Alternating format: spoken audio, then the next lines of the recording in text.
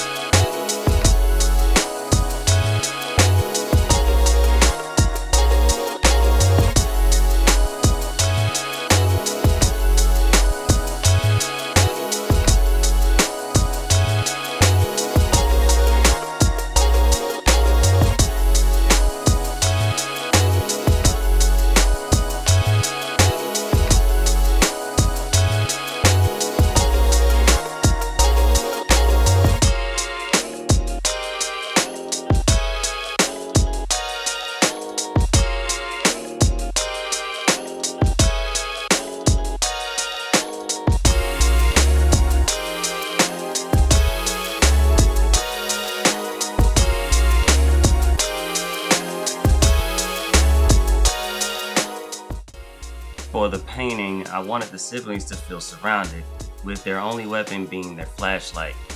That part came fairly easy. The hard part was filling the space around the main and background figures, as well as the hands in the foreground.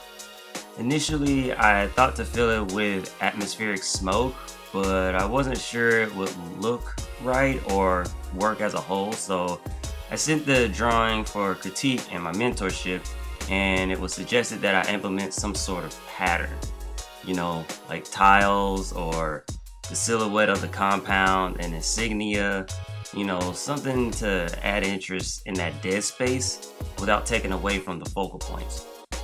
So I played with the different ideas and decided to keep the smoke idea, but make it a design element. In the game, the cultists seem to appear out of thin air or out of smoke. So I thought I could make them, or at least their robes, evaporate into smoke. That smoke would then wisp around the main figures, adding to that claustrophobic feeling. I really liked the idea and the possibilities for color, but I had to make sure to keep it from competing with the rest of the painting.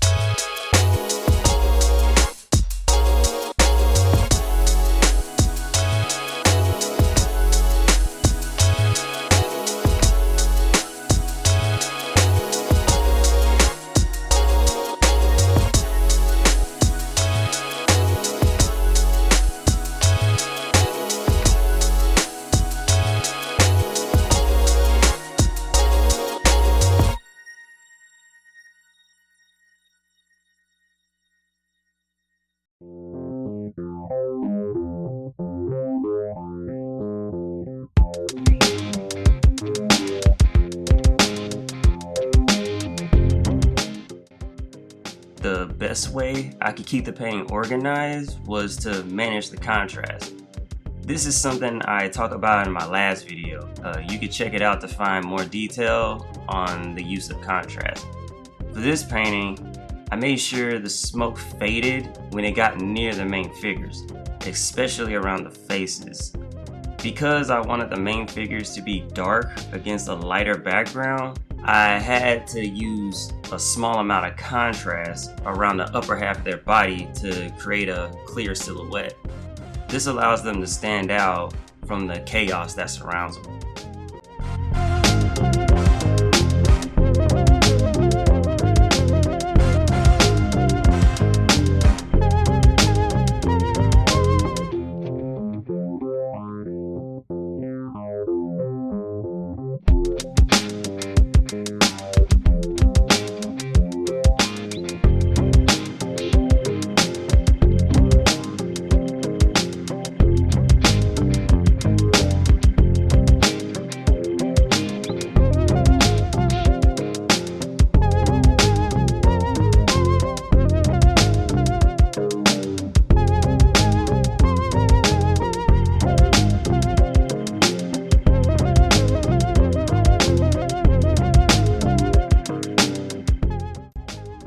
The main cultist was very fun to paint.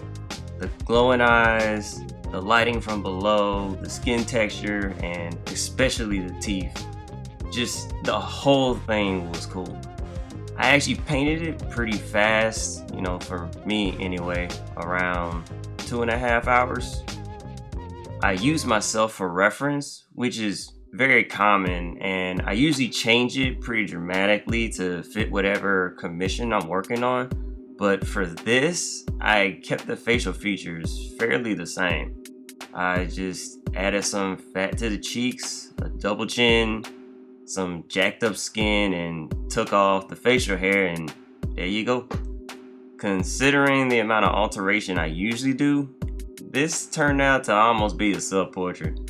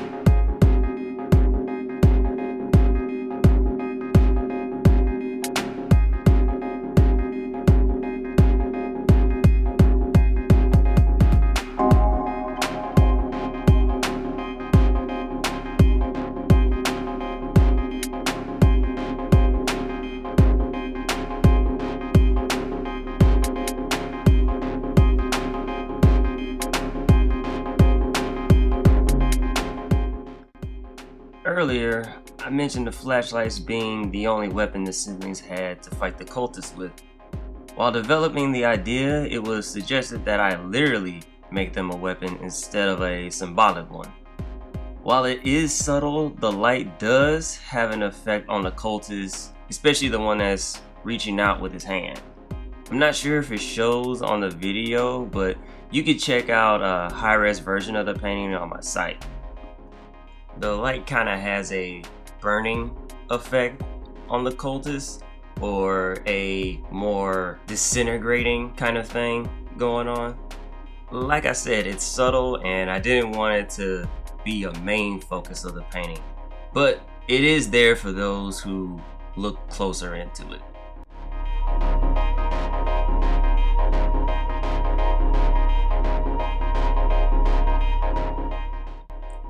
By far, my favorite part about this painting are the hands.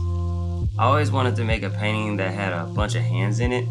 While it's not the first time I made a painting with a lot of hands in it, it is definitely my favorite. Painting hands is always challenging. However, painting 11 hands in 2 days is not easy, but it was still very fun regardless. Painting the hands in the foreground was especially fun, using 2 or 3 values to get all the structure was painstaking. The final result was worth it though, so I honestly want to do it again with probably 20 or more hands in it, but that's for another day. I've been asked a few times in the past on how to paint and draw hands better, and the best answer I can give is to study anatomy. As boring as that answer sounds, it is by far the best way to learn how hands work, their structure, and characteristics. Artists who don't have a lot of experience with hands will tend to make fingers look like tubes, or certain hand positions will be out of proportion, things like that. This is why learning anatomy is so important. For example, each bone segment of the hand gets shorter as it gets to the fingertip, or the fact that there are 4 bone segments for each finger starting from your wrist and only 3 for your thumb, or how certain tendons will tense when the hands are in certain positions. Knowing how the skin creases when fingers curl. All of this is learned from anatomy study and practice.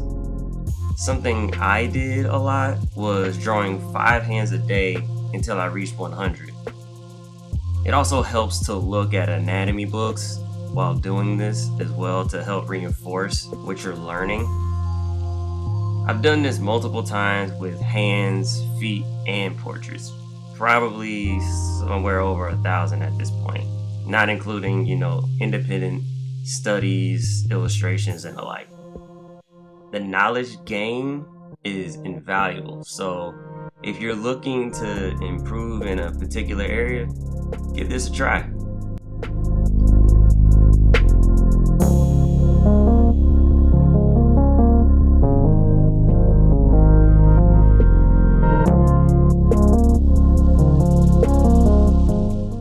Okay guys, I want to thank you all for watching. As always, be sure to leave a like on the video, leave a comment below, and subscribe if you haven't already. I'll see you all in the next video. Peace.